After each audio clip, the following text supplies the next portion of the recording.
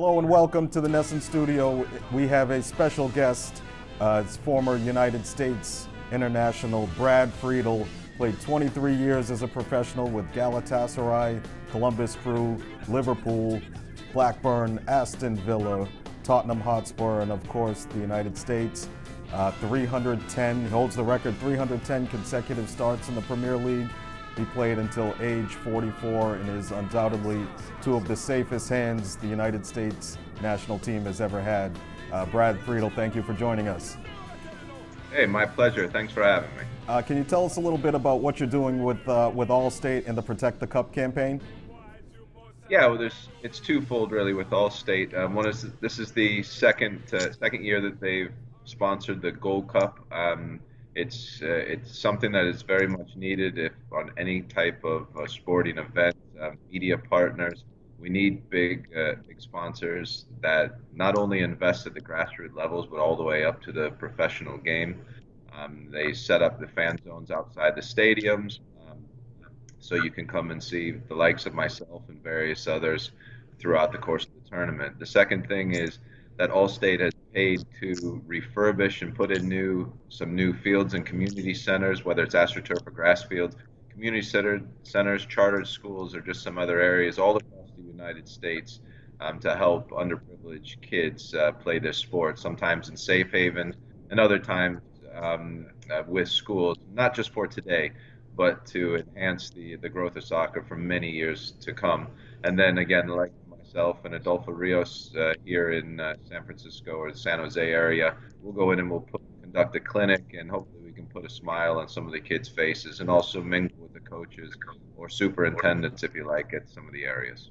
Right. Now, in other countries, soccer is a game that's primarily played maybe among city dwellers or maybe the less affluent, where that's flipped in the United States. What do you think U.S. soccer is losing by not having so many facilities and fields and soccer opportunities in inner cities? Well, I mean, we have so many people in the United States. We need to try to attract the talent from all areas.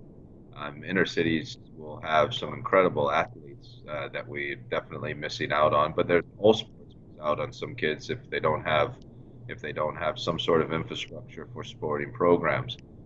The likes of companies like Allstate, who've been involved in the growth of soccer for many years in the U.S., it's essential that they help out at the grassroots level.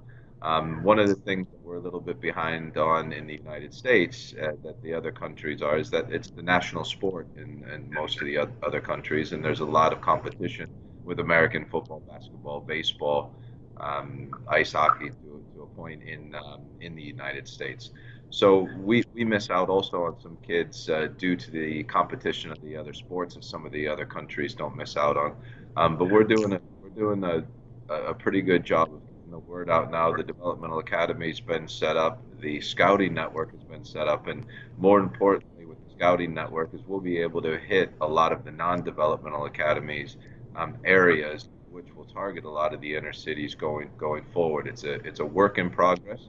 It's a lot of work because of the size of the country, but we're on an upward surge, and we're not going to rest until we get it right.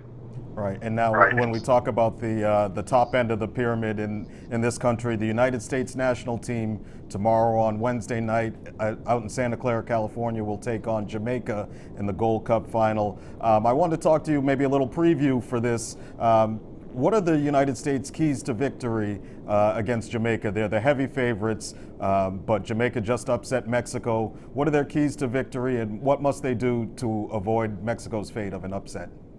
Well, the Jamaican team has a lot of players that are individually gifted, and if they're in 1v1 situations, they can pose some problems, which if you watched the game against Mexico, you would have been able to see. They have a lot of players also that play in the USL and in MLS, and they'll know the American players. I do think we are favorites. However, it will not be an easy game at all. I think with the inclusion of a couple of the experienced players after the group stage, so Michael Bradley and Clint Dempsey, Josie Altidore, Tim Howard, Darlington Nagbe coming in, helps out on the experience level.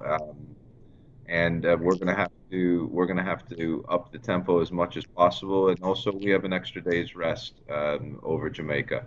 Historically, we have a good record against Jamaica on home soil, which will also play into it. But by no means will it be easy. Now, 27 of the 29 players the United States have called into this camp have been used in this tournament. Based off what you've seen, what do the results and the performances indicate about the depth of the United States player pool?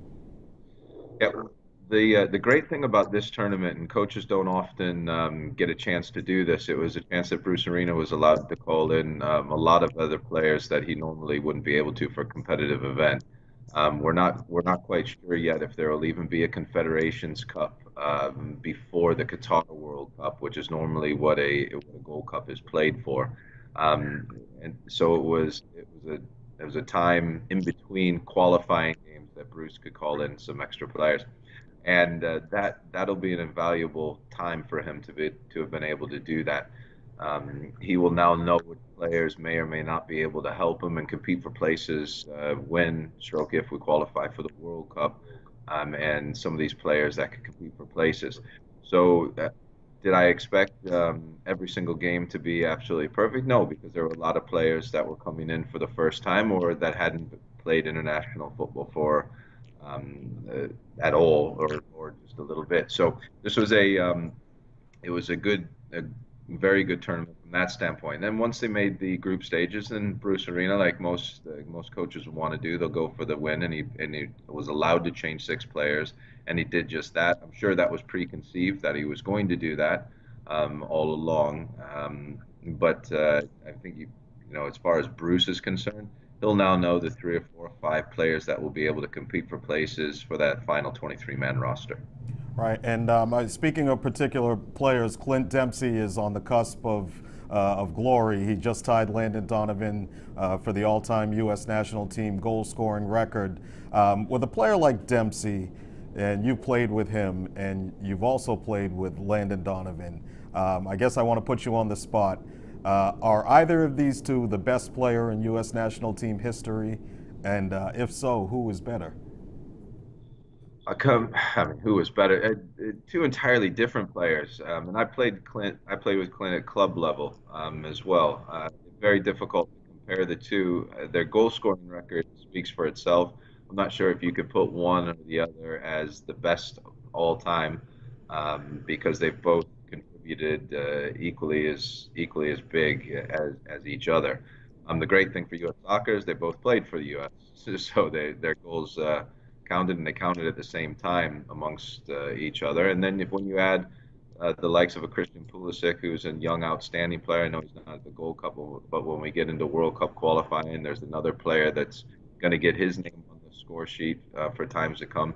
I guess the best thing to say is that both Landon and Clint scored, I think, 57 goals right now, and there's a record there.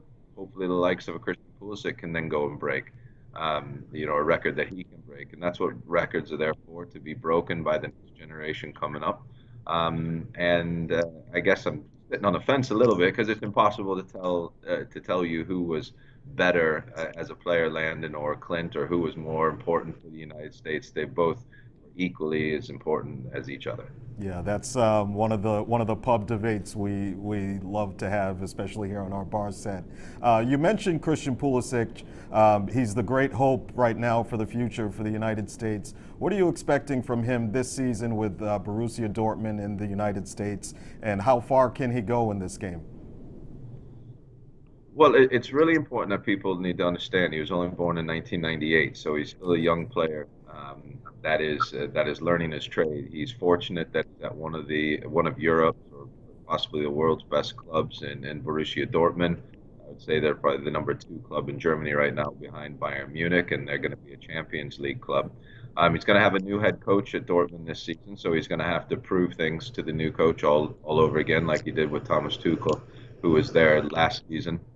But he's a wonderful player. He's the type of player that probably doesn't know what he's going to do with the ball until it actually comes to him, and then he sees a completely different picture than other players do. As an explosive first step, And I expect him to be in the thoughts of Borussia Dortmund's coaches' minds, and him to get a lot of playing time once again with them. If he keeps himself fit and keeps progressing, then there's no reason why he won't be a starter for the U.S. national Now, team for many years to come. But he has a tremendous opportunity in front of him to be one of the United States all-time best players for years to come. And I hope he takes it with open arms and continues to work hard. you're also working with the United States as the under-19 national team coach, and you have your finger on the pulse of some of the future stars. I want to talk about three of them: Weston McKennie, Josh Sargent, and Cameron Carter-Vickers, all who are playing. They're playing very well at the youth level and on the cusp of becoming professionals. What do fans in the United States need to know about these three players? Right. Well, Weston McKennie is a professional. I think you'll be seeing him play, get some time for Schalke's first team. He's another player who was born in 1998. Truly an outstanding player. And if things go the way that I feel they will for him, I think we'll be talking in the same vein, if not even progressing with ahead of Christian Pulisic. And I know I don't want to put a lot of pressure on him, but he is one outstanding talent. He was developed in the FC Dallas system, and he went over to Schalke last year. And somebody that you should keep your eye on. Cameron Carter-Vickers is a player that I coached at Tottenham, coached with the under-20 national team, and also played with and trained with at Tottenham.